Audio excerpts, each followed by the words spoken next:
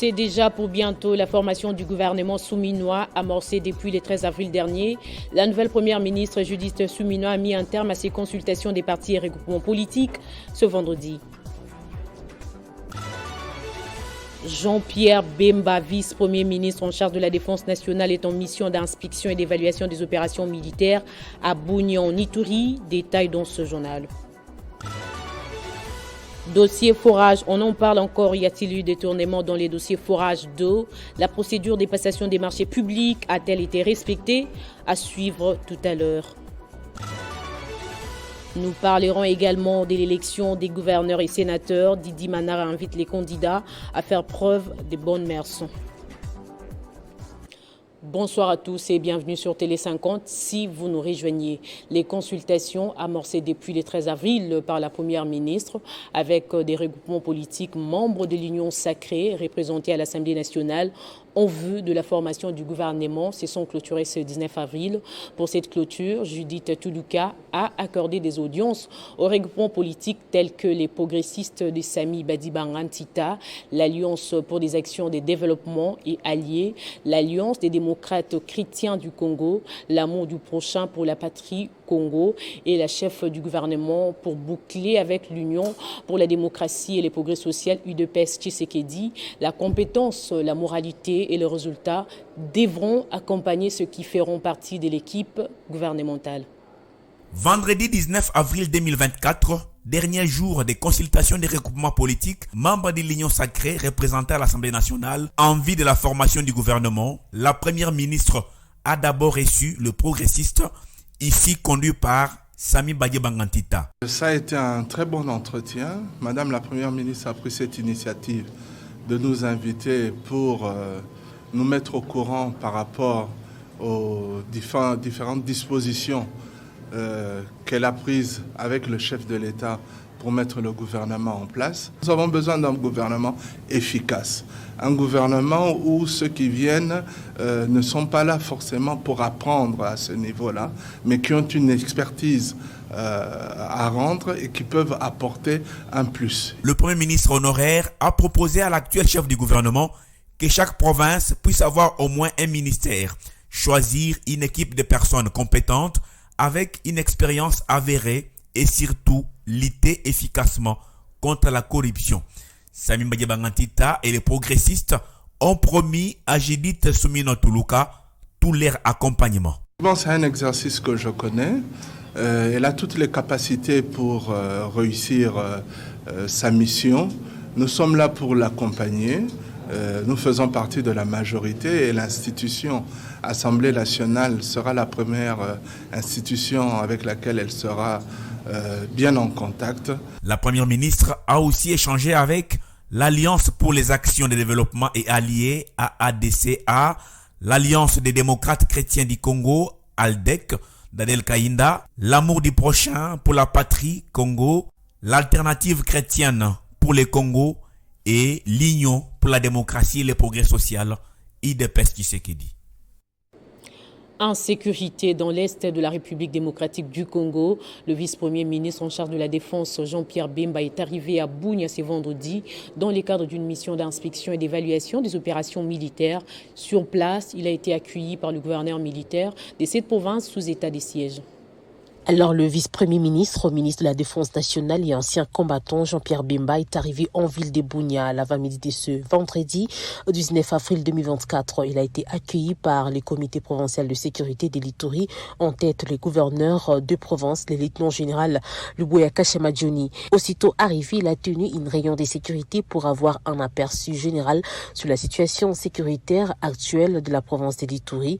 Et juste après celle-ci, le VPM, ministre de la Défense et ancien combattant, a échangé avec les groupes armés de l'Ituri, notamment la Codeco, Tchiniekilima et FRPI.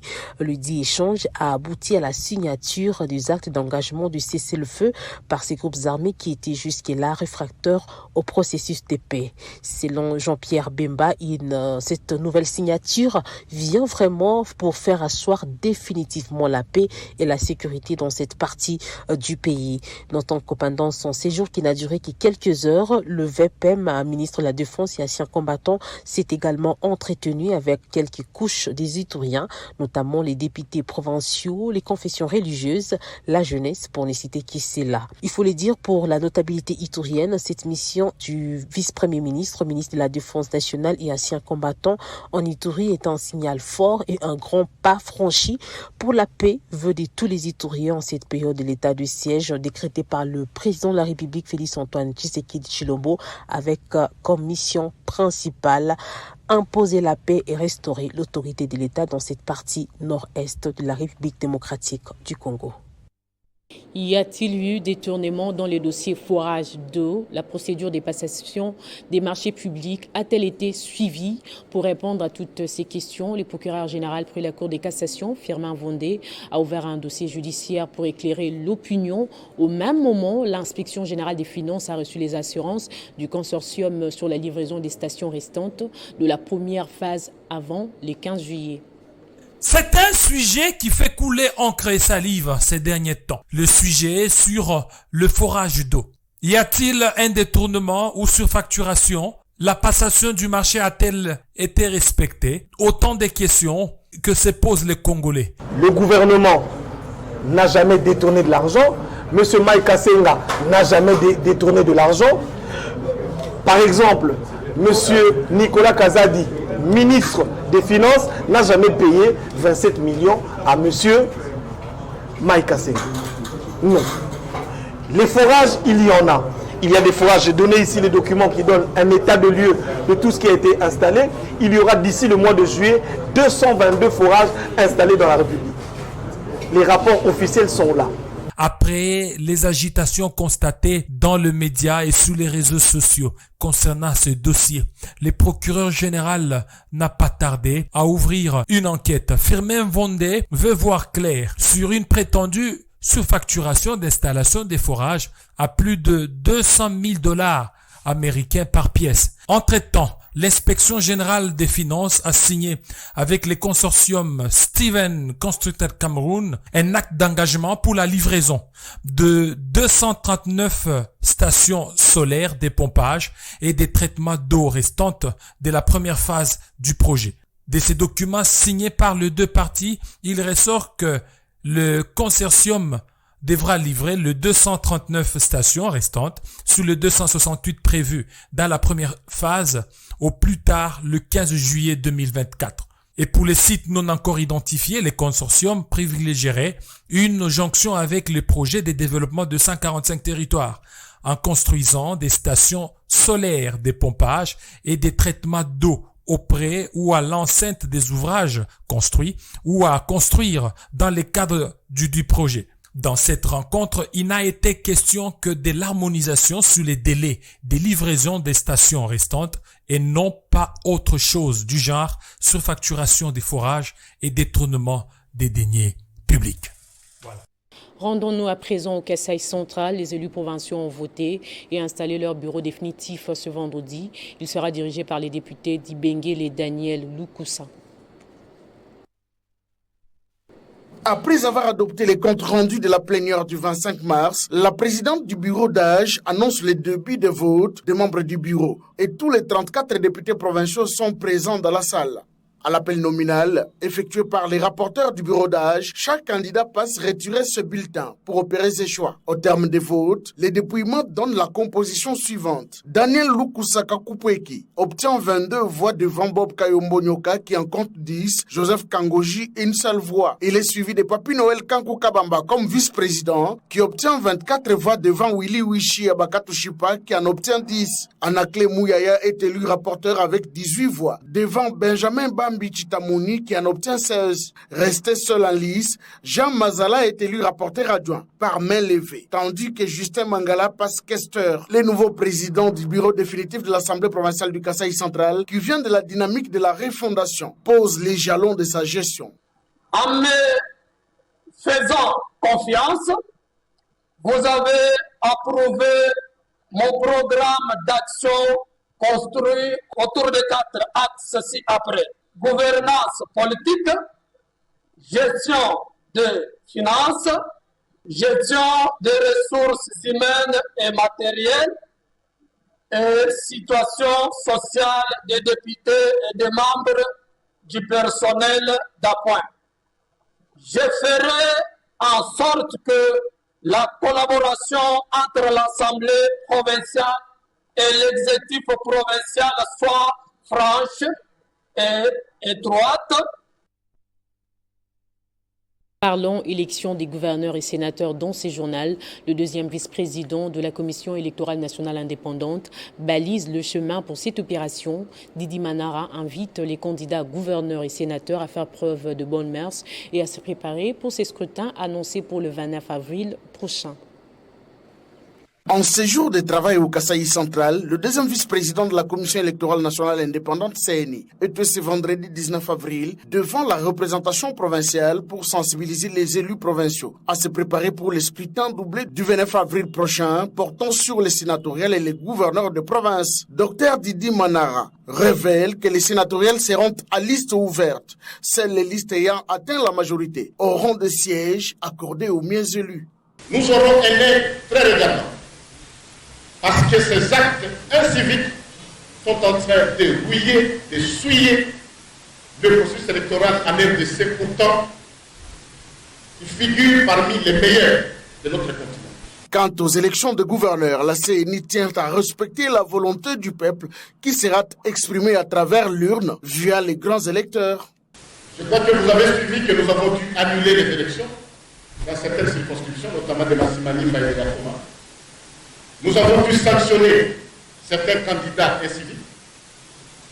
Nous avons annulé les votes, mais ça ne s'arrête pas là, parce que les dossiers sont entre les mains des cours et tribunaux.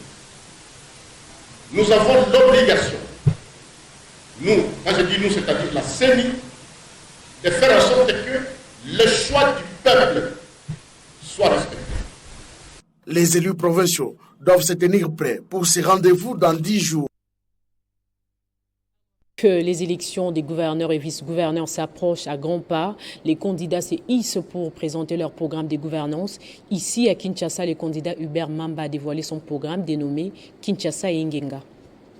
Ingénieur Hubert Mamba refuse d'assister impuissant à la dégradation de la ville-province de Kinshasa. Recensement de la population quinoise, infrastructures et voies de communication, améliorer les cadres de vie et les conditions sociales des Quinois, assurer la sécurité intérieure des Quinois sont là les 4 piliers du programme de gouvernance du candidat Hubert Mamba à la tête de la ville de Kinshasa. Devant la presse et les autorités coutumières de Kinshasa, Hubert Mamba s'engage à servir la population quinoise afin de redorer l'image de la capitale congolaise. On va relancer, n'est-ce pas, le train urbain. On va aussi construire les métros et les tramways de Kinshasa pour que notre ville devienne une ville moderne à l'image de ce que nous voyons à travers le monde. Ingénieur de formation, Hubert Mamba veut améliorer les systèmes numériques de la ville pouvant lui permettre à mieux mener son premier pilier qui est le recensement de la population en vue d'exécuter les piliers restants. Car, dit-il, on ne peut pas améliorer les conditions de vie d'une société sans pour autant connaître le nombre de sa population. L'objectif général de ces piliers est d'améliorer le taux d'accès de la population quinoise aux services sociaux de base en vue de consolider leur cadre de vie. Nous devons aussi accroître les niveaux de protection sociale des Quinoises afin d'améliorer les conditions sociales. Ces programmes de gouvernance de la ville de Kinshasa s'inscrivent dans la droite ligne de la vision du président de la République, Félix Tshisekedi Tshilombo. Et Hubert Mamba s'engage à la matérialiser en appliquant les principes de la bonne gouvernance et de la gestion axés sur les résultats dans tous les domaines de la vie des Quinois. Et le maire de la ville de Kikwit dans la province de Kwilu, Abingiama, qui est aussi candidat gouverneur de cette province, a réuni les femmes de cette partie du pays. Toutes tendances confondues, elles ont à cette occasion exprimé leur satisfaction à la nomination de la première ministre Judith Tuluka. Province de Kikwit. Nous, les femmes de Kikwit, toutes tendances confondues, réunies devant l'hôtel de ville de Kikwit, réitérons notre soutien indéfectible au président de la République, chef de l'État, son Excellence Félix-Antoine Tshisekedi Tshilombo, champion de la masculinité positive, et le remercions vivement pour avoir nommé Madame Judith Suminwa Tuluka à la tête du gouvernement, une première depuis l'accession de notre pays à la souveraineté nationale. À Madame la Première ministre, toutes nos vives félicitations pour cette nomination au sein de la primature. Nous sommes fiers de la méritocratie de votre responsabilité et nous osons croire, par ailleurs, que le nouveau gouvernement comprendra des têtes d'affiche de femmes capables de vous aider à propulser notre pays vers un développement durable, à changer l'image de notre pays, ternie depuis plusieurs décennies, par l'amélioration du quotidien de la population et la création de l'emploi des jeunes. Revenons à Kinshasa pour parler du rôle et de l'implication des mamans Marthe Kassalou, mère biologique du chef de l'État, également veuve du feu Etienne Tshisekedi Wamulumba, dans la gestion des institutions du pays. Les sujets défraient la chronique depuis un temps pour Jean-Pierre Lissanga Bonganga, acteur politique congolais en tant que militante de première heure de l'UDPS, et pour avoir participé au combat de son feu mari, il n'y a rien de mal qu'elle puisse jouer le rôle que pouvait jouer son mari si elle souhaite faire triompher son idéal sociétal. S'agissant des boursicotages, supputations et autres fabulations à l'endroit de maman Marthe Kassalou, le rassemblement des alliés de Félix-Antoine Tshisekedi Tshilombo tient à rappeler à l'opinion tant nationale qu'internationale que maman Marthe Kassalou, mère biologique du président de la République, est la veuve légitime de papa Etienne Tshisekedi Wamulumba de mémoire et, à ce titre, militante de première heure de l'UDPS, parti au pouvoir de son fait compagnon, grand opposant à la dictature, grand combattant de la liberté, de la démocratie, du progrès social et de l'état de droit dans notre pays. Maman Marthe Kassalou incarne la vision prophétique du parti UDPS, devant guider l'action politique du président de la République, chef de l'État, et centré sur son idéal sociétal, à savoir les peuples d'abord. À ce titre, maman Marthe Kassalou est dépositaire du combat politique incarné par la cathédrale de la résistance. Nous avons cité notre héros national, Etienne Tshisekedi Wamulumba, père de la démocratie. Par conséquent, le rassemblement des alliés de Félix-Antoine Tshisekedi Tshilombo condamne avec force les propos malencontreux, irrespectueux et souvent abusifs de certains acteurs politiques égarés et mal intentionnés. La ville de Bukavu au sud Kivu abrite depuis ce vendredi un atelier de dissémination du rapport Initiative pour la transparence dans les industries extractives en RDC 2020-2021, ouvert par la ministre provinciale des Mines, Biruru Bintou Aline. Cet atelier, qui va réunir pendant 3 jours toutes les parties prenantes à ces processus, a pour objectif de promouvoir les débats publics. Cet atelier de dissémination du rapport ITIE RDC 2020-2021 et ses compléments, ouvert dans la ville de Bukavu, a pour objectif global à promouvoir le débat public sur la gouvernance du secteur extractif. Selon Gilbert Denis Ngaïdi, expert à ITIE RDC et qui a présenté le cadrage de cette activité, plusieurs résultats sont attendus à l'issue de ces travaux. À la fin de cet atelier de 3 jours, nous allons nous assurer que toutes les parties prenantes ici assemblées ou représentées ont été sensibilisés à la norme ITIE. Cet atelier a été ouvert par la ministre des Mines du Sud Kivu au nom du gouverneur de province empêché. Biruru Bintou Aline a demandé aux participants leur contribution afin de bien comprendre le rapport ITIE RDC. Le rapport ITIE RDC 2020-2021. 2. Le rapport sur le secteur de l'exploitation minière artisanale et à petite échelle de la filière du cuivre et du cobalt. Et enfin, le rapport sur le secteur de l'exploitation minière artisanale et à petite échelle de la filière de 3T et de l'or.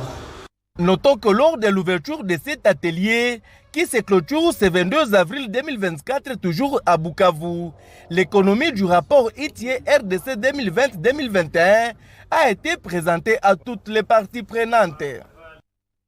À Bunia, les comités dirigeants de la société minière des Kilomoto a échangé avec le gouverneur militaire des Lituri, Luboya Kashamadjoni. Au centre de cette discussion, la relance de la Sokimo dans cette région. Au sortir de la réunion, le directeur général de la société minière des Kilomoto, Pistis Bononga Tokele, a donné un aperçu général de cette entreprise minière. Bientôt, la représentation de la société minière des Kilomoto aura ses propres bâtiments à Bunia, dans la province de l'Ituri, ceci pour permettre aux agents de cette entreprise de travailler dans des conditions confortables. C'est entre autres une des missions assignées au comité de gestion de la Sokimo dès sa prise de gestion, a laissé entendre le PCA de cette entreprise, faisant Motema après un échange avec les gouverneurs militaires. Depuis que la Sokimo existe, n'a jamais eu de bâtiment administratif dans la ville de Bunia, le chef-lieu de la province. Nous voulons donc, sur recommandation du chef de l'État, pouvoir construire ces bâtiments administratifs de la Sokimo. Jusqu'ici, nos bureaux sont éparpillés ça et là à travers la ville. Pour sa part, le DG de la Sokimo, Pistis Bonongo, a rassuré qu'il y a des avancées remarquable dans la relance de la Sokimo. Tenter de vous rassurer que nous sommes dans plus de 95%. Et je crois que pour certains c'était un rêve, mais aujourd'hui c'est vraiment effectif. Et je crois d'ici la semaine prochaine que nous allons faire une descente sur le terrain, que vous verrez de tout ce qui a été fait jusqu'à ce jour. C'est-à-dire nous l'avons fait moins d'une année et je crois dès la semaine prochaine nous allons acquérir des engins miniers et le laboratoire aujourd'hui est déjà équipé. Et tous les travaux préalables sont déjà finis. La construction d'un bureau de la Sokimo à Bunia pourra certes redorer l'image ternie de cette entreprise qui a efficacement contribué à son temps au développement de cette région agro-pastorale et aurifère. La relance de cette société a toujours été parmi les vœux profonds du gouverneur militaire de l'Ituri. Au Lualaba, les entrepreneurs disent merci au directeur général de l'ARSP, Miguel Katem, conduit par Don Israël Mbouyi. Ils ont été aux locaux de l'entreprise TFM où ils ont rencontré les responsables et fait entendre leurs desiderata.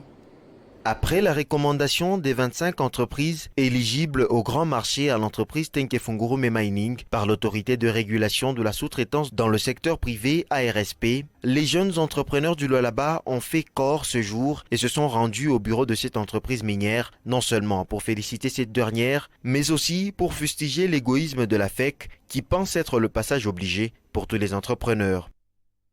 En bon avocat des entrepreneurs congolais, dont Israël Mbouyi, face au directeur général adjoint de TFM, a plaidé pour les jeunes entrepreneurs en vue de voir les millionnaires congolais comme le veut le président de la République, Félix-Antoine Tshisekedi Tshilombo. Nous voulons du concret et c'est ce que vous avez commencé à faire. Il y a une première liste, qui est une deuxième liste, qui est parmi les jeunes qui m'accompagnent ici. Quand on reviendrait avec vous ici pour dire encore merci, qui est 5 jeunes qui ont eu des contrats, moi ça me suffirait. La FEC est une ASBL comme les autres et ne peut avoir le monopole du marché partout, insiste Don Israël au sortir de la réunion avec le DGA de TFM. Ce que nous fustigeons, c'est cette façon de vouloir rendre automatique et obligatoire l'adhésion à la FEC pour avoir accès au marché. Non, la FEC est une ASBL, au même titre que le Club national des sous-traitants. Un mémorandum a été lu par les jeunes entrepreneurs. Nous unissons nos voix pour exprimer fermement notre opposition à la monopolisation des marchés de la sous-traitance par la FEC. Ainsi, nous avisons que toute tentative de barrer la route à la démarche entreprise par l'ARSP en rapport avec l'attribution des marchés aux sous-traitants sera considérée comme une provocation à la jeunesse. Ces entrepreneurs vont se rendre à Kinshasa pour remettre ce mémorandum au chef de l'État, a affirmé Don Israël Mbouyi. L'Institut national des préparations professionnelles a reçu jeudi à Kinshasa 3 véhicules neufs. La dotation s'inscrit dans les cadres de la coopération bilatérale entre la République démocratique du Congo et le Japon. Elle n'est plus à démontrer l'excellente coopération qui relie la RDC et le Japon, et c'est là dans plusieurs points. La dernière en date est celle de la remise officielle ce jeudi d'un don de la société japonaise Suzuki à l'Institut national de pratique professionnelle. Un don qui contient plusieurs véhicules flambant neufs pour faciliter l'apprentissage des différents stagiaires et d'autres accessoires et outils, en renforçant ainsi la capacité technique de l'INPP en termes d'équipement. Le directeur général de cet institut, Godefroid Stanley Chimanga, remercie les partenaires pour toute la sollicitude et l'accompagnement dont l'INPP est bénéficiaire, espérant que les liens tissés depuis 15 années vont se renforcer et qu'ils seront pérennisés de telle sorte que cet institut et la JICA soient dans une coopération gagnant-gagnant. Nous pensons que les liens que nous avons tissés depuis bientôt une quinzaine d'années vont se renforcer de telle sorte que nous soyons dans une coopération gagnant-gagnant. Cette cérémonie de remise a également connu la participation de la ministre de l'Emploi et Prévoyance sociale ainsi que des représentants de l'entreprise Suzuki et de l'ambassadeur du Japon en RDC. En voyant cet acte tant bien louable, Ndusi Kemba Claudine, ministre de l'Emploi et Prévoyance sociale, reste persuadée de l'importance de ce lot qui sera d'une grande aide pour les stagiaires de l'INPP. Je voudrais remercier infiniment la direction générale de Japan Motor pour ces équipements qui vont certainement ajouter en plus et nous aider à avancer dans le perfectionnement de la main-d'œuvre congolaise dans le secteur de l'automobile. Signature ce vendredi à Goma du protocole d'accord entre l'ONG Promotion des Leadership pour le développement communautaire et l'Université des Martyrs du Congo. L'objectif est de soutenir la vision du président de la République, Félix Tshisekedi. Cet accord de partenariat signé à Goma entre l'Université des Martyrs du Congo et l'ONG de promotion de leadership pour le développement communautaire s'inscrit dans un cadre social afin de continuer la collaboration avec les vulnérables, les familles des militaires et des policiers. Pour Alex Sitouaminia, directeur de programme à PLDC, ce partenariat s'inscrit aussi dans la vision de l'UNIM RDC. Parce que nous aussi, nous allons saisir cet accord pour nous engager encore dans des actions de plaidoyer. Le recteur de l'Université des Martyrs de la RDC, le professeur Alphonse Massandi Milondo, salue ce partenariat qui entre aussi dans la vision du président de la République, Félix Antoine Tshisekedi, ainsi que tout son gouvernement. Nos pensées se réalisent et restent dans la pensée aussi de nos visionnaires. Nous, ce que nous faisons ici, nous avons nos visionnaires. Nos visionnaires, c'est qui? C'est le chef de l'État. C'est le ministre de la Défense nationale. C'est le ministre de l'Intérieur. C'est le ministre de l'Enseignement supérieur et universitaire de manière particulière, c'est Excellence Moïse Nzangi, et le général Padir Mboulenda. Ce sont nos visionnaires. Juste après cette signature du protocole d'accord de 25 ans renouvelable entre ces deux organisations, le recteur de l'UNIM a coupé le ruban symbolique pour inaugurer un salon de coiffure moderne dans le cadre de l'autonomisation des jeunes et femmes à travers les métiers pour un relèvement économique. Rendons-nous à présent à l'université de Kinshasa avant de se quitter. Le chef des travaux Marc Kilenge Tokopuku est proclamé docteur en sciences de l'information et de la communication de l'université de Kinshasa après la soutenance de sa thèse intitulée « Les déficits de la communication environnementale dans les secteurs de la télécommunication, République démocratique du Congo ». Université de Kinshasa, bibliothèque de la faculté de médecine, le département des sciences de l'information et de la communication va bientôt compter un nouveau docteur. Le récipiendaire, le chef des travaux Marc Kilenge Tokopuku, qui, après plusieurs années de recherche universitaire, présente son travail devant un jury composé d'éminents professeurs, notamment Ngoma Binda, Mazinda Machin et Longo Lukulunga, La thèse associe de particulier ce qu'elle analyse la problématique de la gestion de problèmes environnementaux dans les secteurs de télécommunications en RDC. S'agissant de la mise en œuvre de modèles de communication symbiotiques en RDC, Marc Kilenge précise que cela nécessite des modèles opérationnels pour se matérialiser sur terrain. Nous sommes partis d'une observation selon laquelle, de manière générale, en RDC, on ne communique pas sur l'environnement. Et par rapport à ce déficit de communication environnementale, nous étions guidés de chercher un modèle de communication qui permettrait à ce que cette communication soit efficace et efficiente. Au terme de son exposé, après débat et délibération, Marc Kilenge obtient la mention grande distinction de la part du jury, une mention qui vient couronner un travail de longue haleine réalisé par le récipiendaire. Cette recherche doctorale avait pour objectif de dresser l'état des lieux de la communication environnementale dans les secteurs des télécommunications en République démocratique du Congo en vue de qualifier les modèles existants et d'élaborer un nouveau modèle des communications environnementales réqualifié susceptible de rendre la communication environnementale et efficiente pour promouvoir le développement durable du secteur précité en RDC. Place au rappel des titres à présent. C'est déjà pour bientôt la formation du gouvernement souminois amorcée depuis le 13 avril dernier. La nouvelle première ministre Judith Souminois a mis un terme à ses consultations des partis et regroupements politiques ce vendredi. Jean-Pierre Bemba, vice-premier ministre en charge de la Défense nationale, est en mission d'inspection et d'évaluation des opérations militaires à Bunia en Ituri. Y a-t-il eu détournement dans les dossiers forage d'eau? La procédure des passations des marchés publics a-t-elle été respectée? Vous avez suivi les dossiers de notre rédaction. Nous avons également parlé de l'élection des gouverneurs et sénateurs. Didi Manara invite les candidats à faire preuve de bonnes mœurs. Ainsi s'achève complètement ce journal. Merci à vous tous de l'avoir suivi et bonne suite des programmes sur votre chaîne.